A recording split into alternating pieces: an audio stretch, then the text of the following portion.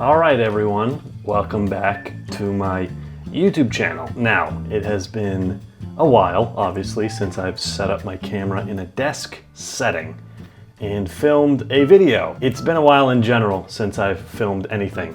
It's about 3 months. And over like the last month or so, I've been really thinking about how could I come back and make YouTube videos that I actually like? And I figured out that why don't I just make videos on things I like movies and Spider-Man. Oh boy, yeah. And superhero movies. So today, for my first video of my official rebrand, we're gonna be going through my Letterboxd to show you what I've been watching this month, if you care. I'm sure you do, because you clicked on the video. So, I didn't really know anything about Letterboxd. I always thought it was just some app that only like pretentious douchebag film bro and broettes used to, rank their favorite movies and ramble on about how Pulp Fiction is the best movie of all time. And if you haven't watched a certain foreign film from 1923, then you know nothing about movies and you don't have a valid opinion and you should die. So I want to show you what I've watched in November, which is when I started the account. So from November 1st to yesterday, and I guess in the subsequent weeks I'll make a video on what I watched this week, what I watched the next week. If I see a really cool movie and I want to make a review on it right away, I will. When I go see Spider-Man, I'll fucking vlog the whole thing. You know what I mean? I'm just gonna make videos on movies because this is what I want to make. Okay, so first off is Dune. I saw this a few days after it came out. It's obviously like a very hit or miss movie for some people. Some people hated it because it was too loud. It was obnoxious in all the weird areas. For some reason, I liked it. I went in thinking I was gonna fucking hate it, but it was just big enough before it was like too obnoxious for me. I love the fight scenes. I thought the movie looked great. I thought it sounded great. And like I said, it was just big enough before it was like too obnoxious. I'm not gonna lie, I'm gonna keep it honest on this channel. I didn't really understand maybe 30% of the plot, but hey, that doesn't really matter because I like the movie at the end of the day. And then I saw Last Night in Soho. I've had, friends say that this movie was great. They really liked it. I fucking hated it. I mean, the movie started off great. It had a lot of potential. I was very excited. And then once it started getting thrilling or scary, which it never actually was, it was sort of the same repeated scare over and over and over again. And the ending, don't even get me started, made me want to kill myself. They ruined what could have been a very thrilling, twisting plot, and they sort of just turned into a Halloween Kills, Michael Myers ending. Everything's in slow motion. It's very corny. I felt like the dialogue in the movie was a filler for the music, and I get that was the big part of it because she was a performer, but at the same time, I just felt like it was obnoxious, it was annoying. Checked my phone maybe about 10 to 12 times, hoping that that 2-hour duration would be over. So I gave Last Night in Soho 2.5 stars. Might be a little bit harsh, but at least I'm honest. I didn't like this movie at all. And then I watched Good Time. I heard a lot of good things about this movie. Robert Pattinson, he's unrecognizable in this movie. His accent is flawless, usually as it is with his American accents. And it is sort of like the perfect sub 2-hour movie where they don't try to have this huge world building plot, but instead they focus on like a short time frame, like what is it, 12 to 24 hours where he's trying to get his brother out of prison. They focus on a short story. They do it really, really well. It's intense. The fucking classic A24 ear melting score.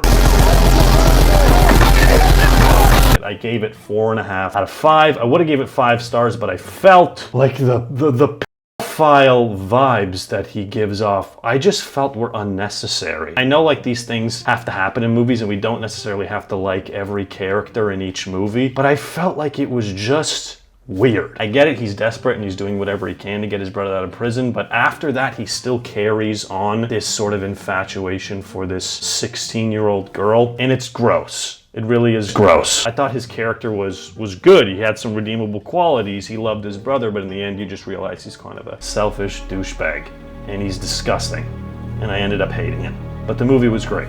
Switching to the comedy department, I watched Chef with Jon Favreau, and I thought it was just gonna be like a throw it on, not even pay attention to it sort of comedy, just to watch, to, you know, waste time, but I fucking loved this movie. I gave it 3.5 stars because it's not like perfect or anything like that, but I feel like the dialogue in this movie was all improvised, because it didn't feel like they were acting at all. Especially the scenes in the food truck with Jon Favreau, his friend and his son. It literally just felt like they put the camera on, they said, okay, just talk. And it felt like truly like real interactions between these characters, and it was cool. I didn't like the social media aspect of the movie. I get it, that was the whole part, was like Twitter. He gets a bad review on Twitter and then he's just trying to make up for it. But I felt like they threw every fucking social media platform in this. Facebook, Vine, Twitter, Instagram, the fucking Tweety birds popping up on the screen was a little too much for me. It was kind of corny. It hurts! Yes. It fucking hurts when you write that shit. It hurt you! But other than that, the movie was good and I really liked it. 3.5 out of 5.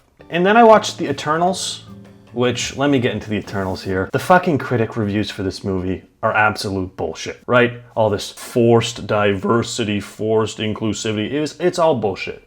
This movie is good. I felt like they did a good job introducing every character enough in the story, because there is 10 of them. I mean, you can't have a huge backstory for all of them, but I felt like they introduced each character enough to where you got the gist of it and we were ready to move on. And it was a simple plot, it worked out, and it was definitely the biggest thing the MCU's ever put out. And you just have to think, like, what is this gonna do for the future of the MCU? And it's exciting. I saw Spencer, and let's be honest, I didn't know anything about Princess Diana. I know Dirty Diana by Michael Jackson, but other than that, I didn't know a fucking thing about this woman. And they don't explain anything about this woman because it's a specific time window, and it's sort of like a fable, so it's fictitious in a way, and British people aren't real. So if you don't know anything about them, good fucking luck. I was completely confused. I had this movie at a 2-star just because I didn't know anything about it, and I was confused the whole way through, but then my girlfriend, who actually knows about this woman, explained it to me, and I was like, oh, I actually have like a new perspective on this movie. So I gave it 3.5 out of 5. I didn't have that much insight onto this woman's life, so a lot of the little Easter eggs I didn't really understand. The general movie was entertaining, and I liked it. I would recommend that movie if you know who Princess Diana is. If you don't fucking bother. House of Gucci. Saw this movie last week, opening day, and I'm sorry folks, I got a lot of bad reviews for you today. This movie fucking blows. I could see why someone would like it, and there are entertaining moments in it, but it really is just 2.5 hours of horrible Italian accents. It's not good. It doesn't pull it off. Lady Gaga is a good actress, but I felt like in this movie, her accent was Russian, not even Italian, so that really threw me off. Also, she does a lot of fake crying in this movie, and I don't know why they made comedy like such an overwhelming like theme in this movie, because there is a lot of drama to this story. She goes crazy and fucking murders her husband. You don't feel any of this drama because it's all wrapped up in this comedic undertone, and it's just confusing. Like, you don't know what to feel in this movie because they don't give you enough. They don't give you enough comedy, and they don't give you enough drama to feel something like conclusive. It was boring. Like, I really did check my phone probably 10 to 12 times, being like, Jesus fucking Christ, this movie is long. Can we speed it up? But it never did. Al Pacino really is the only good part about this movie, and that's it. And then I saw Andrew Garfield's new movie, Tick, Tick, Boom, about, you know, the late Jonathan Larson. Again, I didn't know anything about Jonathan Larson, but you don't really need to because they tell the story really well. It's a musical, and it's probably one of my favorite musicals I've ever seen, but that's not really saying much because I've probably only seen 3 in my entire life. Grease, The Greatest Showman, and Tick, Tick, Boom. So it's up there with the 3 I've seen. It's good. Obviously, Andrew Garfield is really fucking good in this movie. He's a great actor, everybody knew that. I gave this movie 4 stars because, you know, it does get pretty dramatic towards like the final act of the movie. The last 30 minutes of the movie are the best part of the movie, in my opinion. And I would actually recommend this movie to anybody who likes musicals and likes these type of like theatrical performances in these theatrical movies. If you wouldn't go to like your local theater and watch a play, like, don't go watch this movie. Don't watch it because you're gonna hate it. You're gonna turn it off. You're gonna think it's corny. I dip my toes into it. I dabble in it. It's cool. I would definitely throw it on. Andrew Garfield is enough to watch this movie. I watched Venom, Let There Be Carnage. This movie came out in October, but I forgot to log it, and I have to speak about this movie because I love Venom. Oh, you'd like that, wouldn't you? This movie's fucking shit, but just like the first one, I loved it. Like, you can't convince me to hate this movie. There are a lot of the Amazing Spider-Man fans out there that like Andrew Garfield's movies, and you can't convince them that those movies suck, even though they do. That's like me with the Venom movies. The way they wrote the plot is rushed. You know, you don't really get introduced into any other character besides Eddie, and even Eddie's backstory as a journalist in New York isn't explained. His character's a little iffy. His accent dips in from American to fucking Welsh to English to Scottish to wherever the fuck Tom Hardy's played in his career. I'm not delusional. You know, I have enough brains to see that this movie is nothing but like a clusterfuck of CGI and symbiote sex.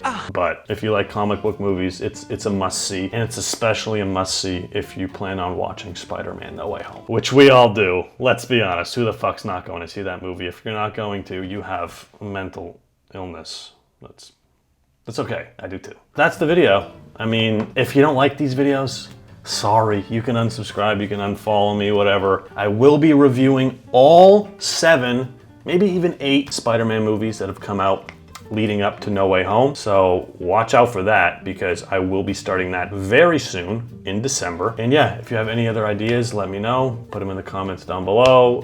You can follow my TikTok. It's similar, but I mostly talk about Spider-Man. I'll leave that in the description. Thank you for watching. Please subscribe, share the videos with your friends, and give it a like. See ya. Bye.